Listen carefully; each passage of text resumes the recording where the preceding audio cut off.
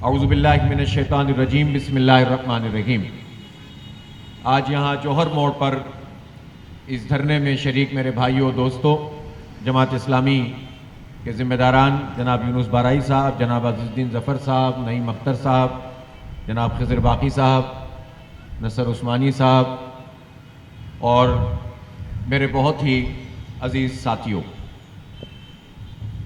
جیسے ہی گرمی بڑھتی ہے شہر کراچی میں کے الیکٹرک کی طرف سے لوڈ شیڈنگ شروع ہو جاتی ہے، اور جب لوڈ شیڈنگ شروع ہوتی ہے یعنی ایک وہ لوڈ شیڈنگ ہے جو کبھی بھی ختم نہیں ہوتی، سردیوں میں بھی ختم نہیں ہوتی، اور 7.5 گھنٹے کی، 6 گھنٹے کی، 3 گھنٹے کی لوڈ شیڈنگ جاری رہتی ہے، اور ایک وہ لوڈ شیڈنگ ہے کہ جب ذرا سی گرمی بڑھتی ہے یا ہیومیڈیٹی بڑھتی ہے تو پھر مزید لوگوں کے اوپر عذاب بن کر کے الیکٹرک کا عملہ جو ہے وہ ٹوٹتا ہے اور لوگ اذیت کا شکار ہوتے ہیں۔ ایسے وقت میں کہ جب بچوں کے امتحانات قریب ہیں، اور ایسے وقت میں کہ جب لاک ڈاؤن کی وجہ سے زیادہ تر بچے آن لائن کلاسز لے رہے ہیں، تو آپ جانتے ہیں کہ جو ہر گھر میں اگر 2، 3، 4، 5 بچے اس پورے عمل سے گزر رہے ہیں، ہزاروں لاکھوں کی تعداد میں ٹیچرز اس کلاسز کو جو ہے وہ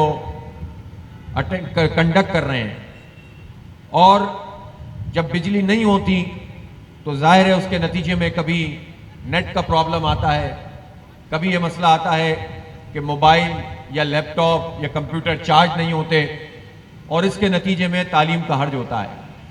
شدید گرمی میں جب لوڈ شیڈنگ ہوتی ہے تو لوگ اذیت کا شکار ہوتے ہیں۔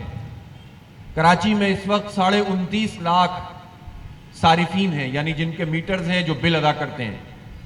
ظاہر 29.5 لاکھ صارفین کا مطلب یہ ہے کہ 3 کروڑ سے زائد کی آبادی میں یہ سلسلہ اس وقت موجود ہے، اور ان 29.5 لاکھ صارفین کے لیے اگر انہیں کوئی شکایت ہو، اوور بلنگ کا معاملہ ہو جو اکثریت کے ساتھ ہوتا ہے، تیز میٹر چلنے کا معاملہ ہو، تو 29.5 لاکھ صارفین کے لیے کراچی میں صرف ایک نیپرا کا دفتر ہے، اور اس دفتر میں بھی آپ بہادر آباد میں جائیں گے تو آپ کو پتہ چلے گا کہ وہ دفتر 100 گز پر مشتمل بھی دفتر نہیں ہے۔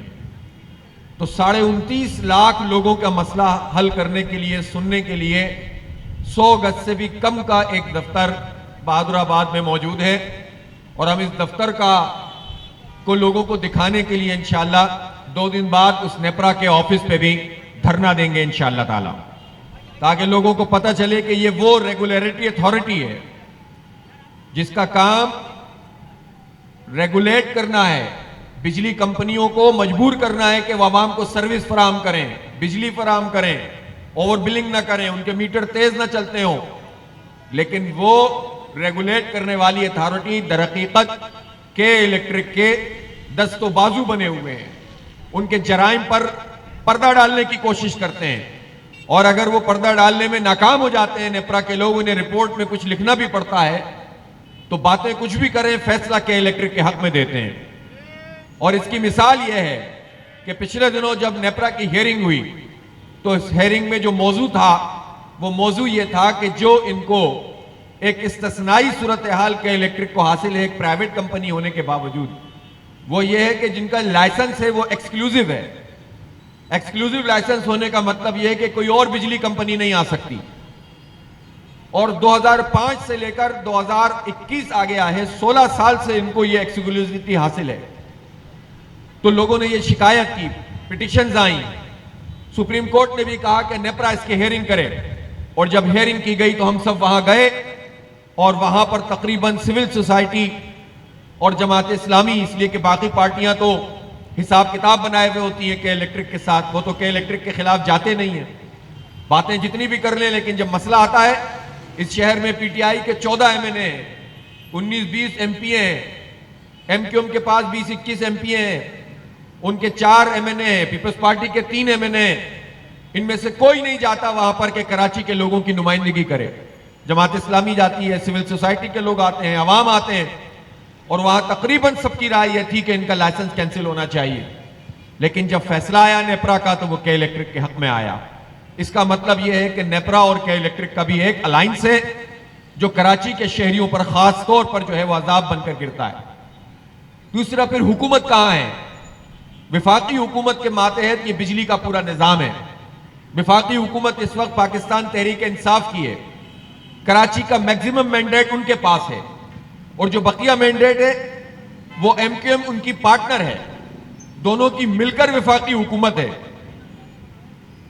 21 میں سے 18 قومی اسمبلی کی سیٹیں پی ٹی آئی اور ایم کیو ایم کے پاس ہیں. لیکن اس کے باوجود اس وقت جتنی مراعات کے الیکٹرک کو حاصل ہیں اس میں یہ پارٹیاں شامل ہیں. جب لوڈ شیڈنگ بڑھتی ہے، چیختے ہیں لوگ، تو اس کے بعد گورنر ہاؤس میں ایک میٹنگ ہوتی ہے. گورنر ہاؤس کی میٹنگ میں یہ اعلان ہوتا ہے کہ عوام کے ساتھ بہت برا سلوک ہو رہا ہے، فوراً لوڈ شیڈنگ ختم کی جائے. گورنر اعلان کرتے ہیں، اسد عمر اعلان کرتے ہیں، ندیم بابر اعلان کرتے ہیں، تابش گوہر اعلان کرتے ہیں. یہ سارا وہ طبقہ ہے جو براہ راست کے الیکٹرک سے مستفید ہوتا ہے. ہر ایک کی چیز میرے پاس موجود ہے، موقع ملا تو بتا دوں گا. اور پھر یہ اعلان کرنے کے بعد سو جاتے ہیں. نہیں، سوتے نہیں ہیں، بلکہ کے الیکٹرک کو مزید فائدہ پہنچاتے ہیں. وہ اس طرح پہنچاتے ہیں کہ جب کے الیکٹرک کہتا ہے کہ ہم لوڈ شیڈنگ اس لیے ہو رہی ہے کہ ہمیں گیس کی فراہمی نہیں ہو رہی، تو جب ہم ان سے سوال کرتے ہیں کہ بھائی گیس کی فراہمی نہیں ہو رہی تو اپنے آئل کے پلانٹ چلائیے آپ، تو وہ پلانٹ وہ نہیں چلاتے. لیکن حکومت ان کو بغیر کسی معاہدے کے گیس فراہم کرنا شروع کر دیتی ہے. اور یہ حکومت ہو یا پچھلی حکومت یا اس سے پچھلی حکومت، ان سب نے اس کے ساتھ اس کو فیور دیا ہے. اور آپ کو معلوم ہونا چاہیے کہ پاکستان اسٹیل کو اس لیے بند کر دیا گیا کہ اس میں سبسڈی دینی پڑتی ہے اور اس میں گیس جو فراہم کی جا رہی تھی وہ ختم کر دی گئی اور اس کے نتیجے میں وہ اسٹیل مل بند ہو گئی ہے. لیکن کے الیکٹرک ایک پرائیویٹ کمپنی ہونے کے باوجود اس کو گیس کی فراہمی کی جاتی ہے اور اس طرح کی جاتی ہے کہ ریزیڈنشل ایریا میں بھی گیس کی لوڈ شیڈنگ شروع ہو گئی ہے اور انڈسٹریلسٹ بھی چلا رہے ہیں کہ ہمیں گیس پوری نہیں مل رہی ہے. ایک طرف ان سے کہہ رہے ہیں کہ آپ اپنے گیس کے یہ پلانٹ بند کر دیں جس سے بجلی بناتے ہیں، اور دوسری طرف صورتحال یہ ہے کہ یہ گیس کے الیکٹرک کو فراہم کر دی جاتی ہے لیکن کے الیکٹرک کے لوگ پھر بھی لوڈ شیڈنگ ختم نہیں کرتے. اور اس کی وجہ یہ ہے کہ وہ سستے کچھ پلانٹ چلا رہے ہیں، مہنگے پلانٹ جو ان کو مہنگے پڑتے ہیں وہ نہیں چلاتے. دوسرا سبب یہ ہے کہ جو انویسٹمنٹ انہیں لائنوں میں کرنی چاہیے تھی وہ الٹی انویسٹمنٹ ہوئی ہے. جو تانبے کے تار تھے وہی بیچ کے کھا گئے. جو سب سے اچھا کنڈکٹر ہوتا ہے بجلی کی سپلائی کے لیے، اس کی جو ہے وہ ٹرانسمیشن کے لیے، ادھر سے ادھر کرنٹ کو دوڑانے کے لیے اور کم سے کم لاس کرنے کے لیے، اس اچھے کنڈکٹر کو چونکہ وہ مہنگا تھا اور وہ دھات مہنگی ہوتی چلی جا رہی ہے تو اربوں کھربوں روپے تو کے الیکٹرک نے صرف تانبے کے تار چرا کر ڈاکہ ڈال کر اور ایلومینیم سے اس کو ریپلیس کر کے کمائے. پھر اس کے بعد جو انویسٹمنٹ ان کو کرنی تھی وہ انہوں نے نہیں کی. آپ دیکھتے ہیں کہ جب بارش ہوتی ہے تو اس میں کتنے لوگ دنیا میں کراچی میں جو ہے وہ جان سے چلے جاتے ہیں. اور کیوں؟ اس لیے کہ کرنٹ دوڑ رہا ہوتا ہے. اس سے بچنے کے لیے وہ پورے شہر کی لائٹ بند کر دیتے ہیں. پھر بھی جو ہے وہ کہیں لائٹ آتی ہے تو کرنٹ دوڑنے لگتا ہے اور اس کا سبب یہ ہے کہ انہوں نے ارتھنگ کا نظام پراپر نہیں کیا ہوا اور اس کی سبب یہ ہے کہ انہوں نے انویسٹمنٹ نہیں کی. ایک پرائیویٹ کمپنی ہے جس کی بنیادی ذمہ داری بجلی کی سپلائی ہے، بجلی کی جنریشن ہے، بجلی کی ٹرانسمیشن ہے، ان تینوں ایریاز میں انہوں نے انویسٹمنٹ نہیں کی اور صرف لوٹ مار کی ہے، اوور بلنگ کی ہے، تیز میٹر چلائے ہیں اور بل بھیجے ہیں اور اپنی مرضی کا سلیب حاصل کیا ہے. اب نوازشات دیکھیں. مزید اب کے الیکٹرک نے اپیل کی ہے نیپرا سے، 15 جون کو اس کی ہیئرنگ ہے اور اس میں کہا ہے کہ ہمیں 3 مہینے کے لیے فیول ایڈجسٹمنٹ چارجز کے نام پر مزید 6 روپے فی یونٹ دیا جائے. پھر ہیئرنگ کی جائے گی، اس پر ہم پھر مقدمہ کراچی کے لوگوں کا پیش کریں گے. لیکن نیپرا چونکہ کے الیکٹرک کے ساتھ ملا ہوا ہے اور حکومت بھی ملی ہوئی ہے، اس لیے کے الیکٹرک کو مزید فیور دی جاتی ہے اور ہمارے اوپر مزید بجلی کا بم گرے گا. اور یہ اس دور میں ہو رہا ہے جس میں پرائم منسٹر کہتے ہیں کہ ہماری معیشت ترقی کر رہی ہے، عوام کا ہم خیال کر رہے ہیں. اور انہوں نے ہمیں خوشخبری سنائی کچھ عرصہ پہلے کہ ہم نے آئی پی پی سے بات کر لی ہے اور بجلی کی قیمت آدھی ہونے والی ہے. پتہ چلا کہ بجلی کی قیمت آدھی نہیں ہوئی، بجلی کی قیمت ڈبل ہو گئی ہے.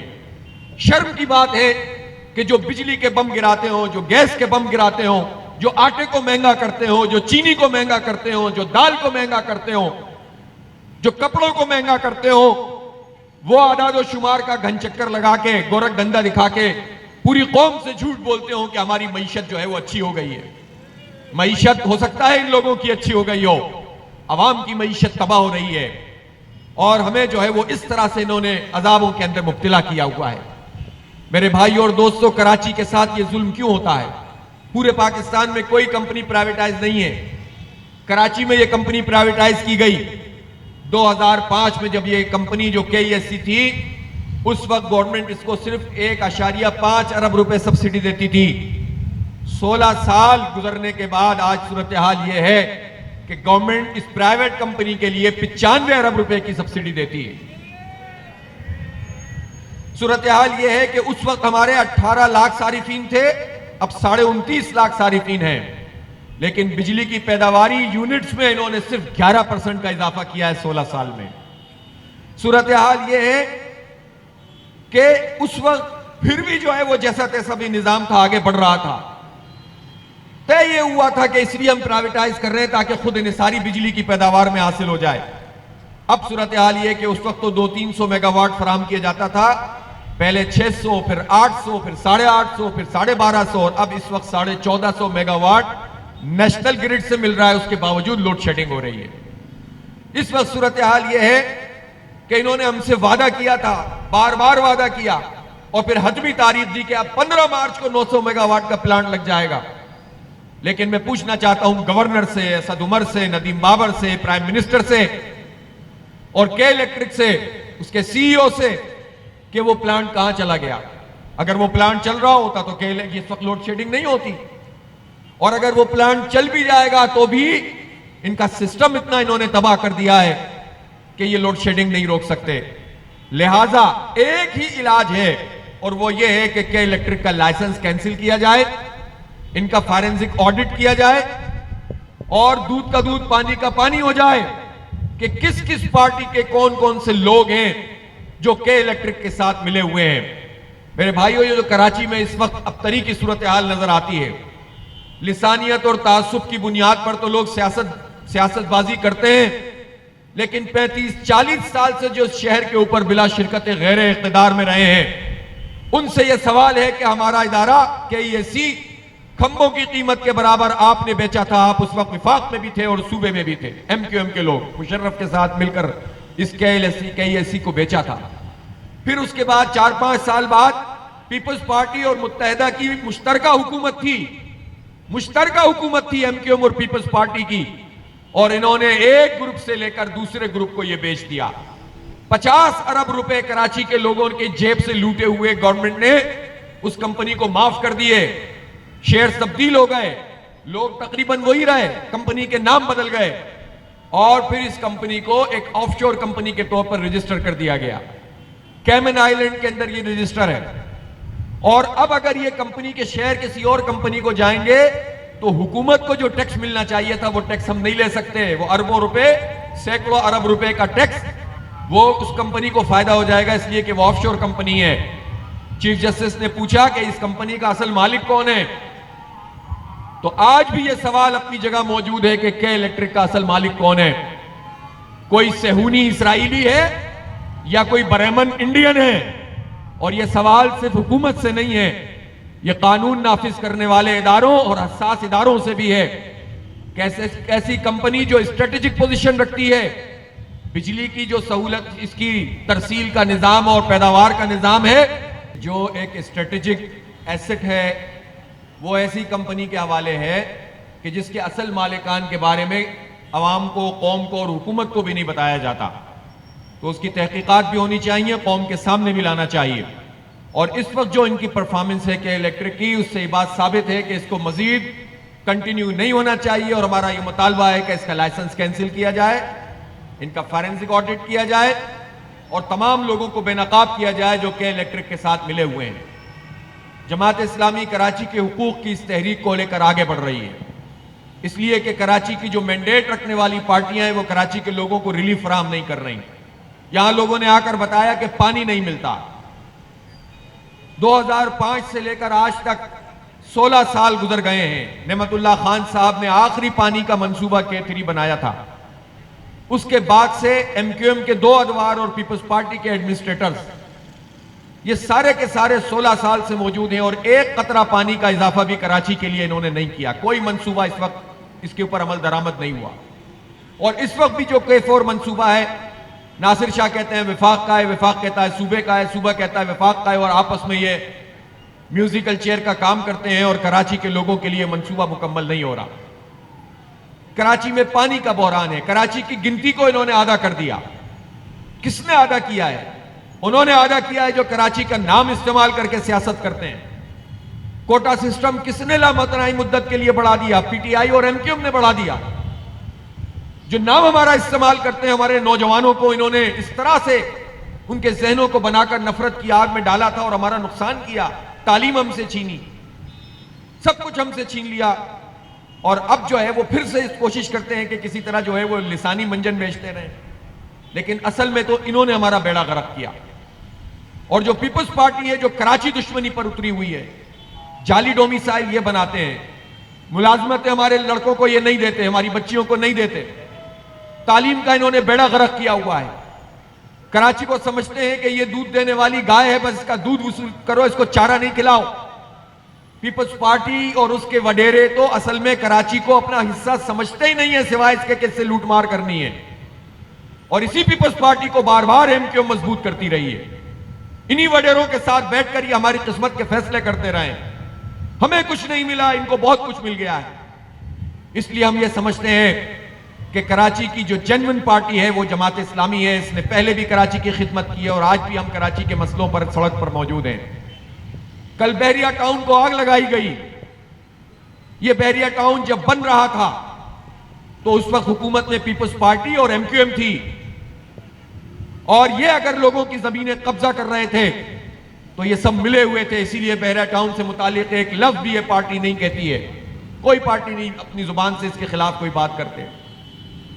جو مقامی لوگوں کی زمینوں پہ قبضے ہو رہے تھے وہ حکومتی اہلکاروں اور بڑے بڑے وڈیروں اور ڈاکوؤں کی مرضی سے ہو رہے تھے. ان ڈاکوؤں سے مل کر انہوں نے قبضے کیے اور نیچے کے لوگوں کو تھوڑے تھوڑے پیسے دے کر فارغ کر دیا. اور پھر جب یہ پروجیکٹ بن گیا جس میں ہمارے شہر کے لوگوں کے پیسے لگ گئے، جمع پونجی لوگوں نے لگا دی اور ایک بستی بس گئی، تو اس وقت بحریہ ٹاؤن کی انتظامیہ نے یہ زیادتی شروع کی کہ ڈیولپمنٹ تو ہمارے لوگوں کے پیسوں سے کی، لیکن لوگوں کو پلاٹ فراہم نہیں کرتے تھے، پیسوں پہ پیسے وصول کر رہے تھے. لوگ پوچھتے تھے کہ ہم کہاں جائیں، لوگ حکومت کے پاس جاتے تھے، انصاف نہیں ملتا تھا. کوئی M N A M P A Bahria town کے خلاف بات نہیں کرتا تھا. میڈیا بند تھا، لوگ مارے پھر رہے تھے. جماعت اسلامی نے لوگوں کا مسئلہ ٹیک اپ کیا اور اس کے لیے تحریک چلائی. آپ میڈیا کے لوگ گواہ ہیں کہ ہم نے سڑکوں پہ دھرنے بھی دیے، کنونشن بھی کیے. پھر اس کے بعد بحریہ ٹاؤن کی انتظامیہ سے مذاکرات کیے اور پھر ایگریمنٹ کر کے باقاعدہ لوگوں کو ریلیف پہنچانا شروع کیا. اس وقت بھی لوگ تنگ ہوتے ہیں اور ہم بحریہ ٹاؤن کی انتظامیہ پہ دباؤ ڈالتے ہیں اور اس کے بعد لوگوں کے چیک کلیئر ہونا شروع ہوتے ہیں. کوئی جماعت، کوئی حکومت، کوئی اتحادی جماعت وفاق میں ہو یا صوبوں میں ہو، جو سندھیوں کی بات کرتا ہو یا مہاجروں کی بات کرتا ہو، وہ کراچی کے لوگوں کے لیے سامنے نہیں آیا. جماعت اسلامی نے لوگوں کے اس مسئلے کو ٹیک اپ کیا. لیکن کل جو کچھ بحریہ ٹاؤن میں ہوا اس بنیاد پر کہ زمینوں پہ قبضہ کیا جا رہا ہے، تو میں سپریم کورٹ آف پاکستان سے اپیل کرتا ہوں کہ ان سارے زمینوں کے کاغذات طلب کیے جائیں اور پوچھا جائے کہ ان زمینوں پر پیپلز پارٹی اور ایم کیو ایم کے کن کن لوگوں نے پہلے سے قیمت وصول کی ہوئی ہے. پی ٹی آئی کے کون کون لوگ ہیں جو خاموشی اس لیے اختیار کرتے ہیں کہ وہ اس پورے علاقے کے اندر پہلے راؤ انوار کے ساتھ مل کر یہ کارروائیاں ڈالتے تھے، اور اب بھی جو ہے یہ پورا سسٹم ان کا چل رہا ہے. یہ لوگ اس میں ملوث ہیں. پیپلز پارٹی تعصب کی سیاست کرتی ہے، لسانیت کو پروان چڑھاتی ہے. لیکن اگر مقامی سندھی اور بلوچ، گبول، جوکھیو، پالاری، غریب اگر ان کے ساتھ زیادتی ہوتی ہے تو پیپلز پارٹی ان کے بڑے وڈیروں کا اور جاگیرداروں اور ڈاکوؤں کا ساتھ دیتی ہے اور اس طرح لوگوں کو گھروں سے بے گھر کرتے ہیں. اس لیے ان سب کے کاغذات کو چیک ہونا چاہیے اور سپریم کورٹ کا جو اوریجنل ڈیسیشن تھا اس کو سامنے رکھتے ہوئے تحقیقات ہونی چاہیے. لیکن اس کو بنیاد بنا کر جن قوم پرستوں نے کل دہشت گردی کی ہے ہم اس کی مذمت کرتے ہیں. اگر ان کو اتنا ہی اپنی قوم سے محبت تھی تو جب یہ سب کچھ ایکوائر کیا جا رہا تھا تو اس وقت وہ کہاں تھے؟ اتنا ہی ان کے پیٹ میں درد تھا دھرتی ماں کا تو اس دھرتی ماں کے ساتھ جب پہلے اور بھی سوسائٹیوں میں سلوک کیا جا رہا ہے تو یہ کہاں ہوتے ہیں؟ یہ صرف ایک سازش کے تحت ایک مرتبہ پھر کراچی کو، حیدرآباد کو، پورے سندھ کو تعصب کی آگ میں ڈالنا چاہتے ہیں. تعصب ہوگا تو لوگوں کی دکانیں چلیں گی، لسانیت بڑھے گی تو لوگ جو ہیں وہ لوگوں کو ایکسپلائٹ کریں گے. لیکن کراچی کے لوگ، حیدرآباد کے لوگ، ہمارے پورے صوبہ سندھ کے لوگ اب یہ بات سمجھ چکے ہیں کہ جو لوگ اس طرح سے کاروائیاں کرتے ہیں ان کا ان قوموں سے کوئی تعلق نہیں ہوتا. اس لیے گرم ہوتی ہوئی کڑھائی میں پکوڑے تلنے والے ان پارٹیوں سے میں کہتا ہوں کہ جو ایک مرتبہ پھر لسانی رنگ دے کر اپنی سیاست کرنا چاہتے ہیں کہ اب آپ کو پچھلے 35-40 سال میں جو کچھ کراچی کے ساتھ آپ نے کیا ہے اس کا جواب دینا پڑے گا. جماعت اسلامی ان غریب مظلوموں کے ساتھ ہے کہ جن کے گھروں کو بلڈوز کیا گیا ہے اور ان کی زمینوں سے ان کو بے دخل کیا گیا. اور ساتھ ہی ہم یہ سمجھتے ہیں کہ اب یہ بحریہ ٹاؤن کا پروجیکٹ یہ کراچی کا پروجیکٹ ہے، یہ سندھ کا پروجیکٹ ہے، یہ پاکستان کا پروجیکٹ ہے. اس میں یہاں کے لوگوں کی جمع پونجی ہے، اربوں خربوں روپے لوگوں نے انویسٹمنٹ کی ہوئی ہے. یہ کیسے ممکن ہے کہ ملک ریاض صاحب کہیں کہ سیکیورٹی کا نظام بہت اعلیٰ ہے، تاثر یہ دیں کہ فوج کے لوگ ان کے ساتھ ملے ہوئے ہیں، پیپلز پارٹی ان کو سپورٹ فراہم کرے، لیکن جب لوگ دہشت گردی کرنے کے لیے وہاں پر آئیں، آگ لگانے کے لیے آئیں تو اس وقت کوئی سیکیورٹی نہ ہو، کوئی پولیس نہ ہو، کوئی رینجرز بیچ میں نہ آئے. اس کا مطلب یہ ہے کہ ایک سازش کے تحت یہ واقعات کروائے جا رہے ہیں. اور اس میں جو لوگوں کا کروڑوں روپے کی لوٹ مار ہوئی ہے، دفتر جلے ہیں، گاڑیاں جلی ہیں، اس کی تحقیقات ہی نہیں ہونی چاہیے، اس کی کمپنسیشن ہونی چاہیے. اس لیے اب یہ پروجیکٹ کراچی کا پروجیکٹ ہے اور اس پر کسی کو ہم میلی آنکھ سے نہیں دیکھنے دیں گے. اور ہم نے تو سب سے زیادہ بحریہ ٹاؤن کی انتظامیہ اور ملک ریاض سے لڑائی کراچی کے لوگوں کے لیے کی، پورے سندھ کے لوگوں کے لیے کی، پاکستان بھر کے لوگوں کے یہاں پر انویسٹمنٹ ہے. اور میں یہ بتا دینا چاہتا ہوں کہ لوگ اس کو سندھی مہاجر مسئلہ بنا رہے ہیں. ہمارے دفتر میں جو پبلک ایڈ کمیٹی ہے جو بحریہ ٹاؤن کے لوگوں کے پلاٹ اور ان کے ریفنڈز میں کام کرتی ہے، اس میں صرف اردو بولنے والے نہیں آتے، اس میں سندھی بھی آتے ہیں، بلوچ بھی آتے ہیں، اس میں پختون بھی آتے ہیں، پنجابی، کشمیری، ہزارے وال، میمن، ہر زبان بولنے والے لوگ جو ہیں وہ آتے ہیں اور کہتے ہیں کہ ہم نے تو اپنا سب کچھ یہاں پر لگا دیا. اوورسیز پاکستانی اس میں ہم سے رابطہ کرتے ہیں. آج بھی رات کو ہم جو ہے وہ ان سارے لوگوں سے ویڈیو لنک کے ذریعے سے مشاورت کریں گے. اس لیے اس میں اس دہشت گردی کے واقعات کی مذمت بھی ہونی چاہیے. ان کو کیفر کردار تک دہشت گردوں کو پہنچانا چاہیے اور ان کو بے نقاب کرنا چاہیے کہ دہشت گرد کس کس پارٹی کے ساتھ ملے ہوئے ہیں. اور تعصب اور لسانیت کو خیر بات کہہ کے ہم مل کر ان ظالموں کے خلاف جد و جہد کریں جو ہمیں اس طرح سے برباد کیے ہوئے ہیں. میرے بھائیو، جماعت اسلامی کراچی کے حقوق کی اس تحریک کو لے کر آگے بڑھ رہی ہے اور اس تحریک کا اہم سنگ میل یہ ہے کہ مختلف مقامات پہ دھرنوں کے ساتھ ہفتے کو 5 بجے انشاءاللہ کے الیکٹرک کے ہیڈ آفس پر پورے شہر سے لوگ آئیں گے اور اس ہیڈ آفس کے اوپر دھرنا بھی دیں گے، گھیراؤ بھی کریں گے. اور ہم یہ بتا دینا چاہتے ہیں کہ یہ وہ صرف کے الیکٹرک کا ہیڈ آفس نہیں ہے، در حقیقت وہ تو پی ٹی آئی اور ایم کیو ایم کا بھی ہیڈ آفس ہے، وہ پیپلز پارٹی اور نون لیگ کا بھی ہیڈ آفس ہے. اس لیے کہ اس کے لیے کہ الیکٹرک کی اس انتظامیہ کو ہم ان ملازمین کی بات نہیں کرتے کہ جو سامنے فیس پر ہوتے ہیں، ان کو تو اپنا قبلہ ویسے ہی درست کرنا چاہیے. ہم ان مالکان کی بات کرتے ہیں جس میں عارف نقوی جیسے کرپٹ لوگ شامل ہیں جو وزیر اعظم کی معاشی ٹیم کا ممبر ہے. ہم ان کرپٹ لوگوں کی بات کرتے ہیں جو چھپے ہوئے ہیں پیچھے اور حکومت کے ساتھ ملے ہوئے ہیں. ہم ان کرپٹ وزراء کی بات کرتے ہیں جو نام تو تبدیلی کا لیتے ہیں لیکن ان کا کنفلکٹ آف انٹرسٹ یہاں پر سامنے آتا ہے. ندیم بابر جو 50 میگا واٹ کے پلانٹ سے جو بجلی ہے وہ کے الیکٹرک کو فراہم کرتا ہے اور ان کی ٹیم میں بھی شامل رہتا ہے. تابش گوہر پہلے اوور بلنگ کے حوالے سے معروف آدمی تھا، سی او رہ چکے ہیں کہ الیکٹرک کے، بائیکو کے اندر ان کے شیئر، ان کی ملازمتیں اور بائیکو اور کے الیکٹرک کا ایک ایسا اتحاد ہے جو کرپشن کا گورکھ دھندا ہے. تو اس لیے ہم بے نقاب کریں گے ان پارٹی کے لوگوں کو.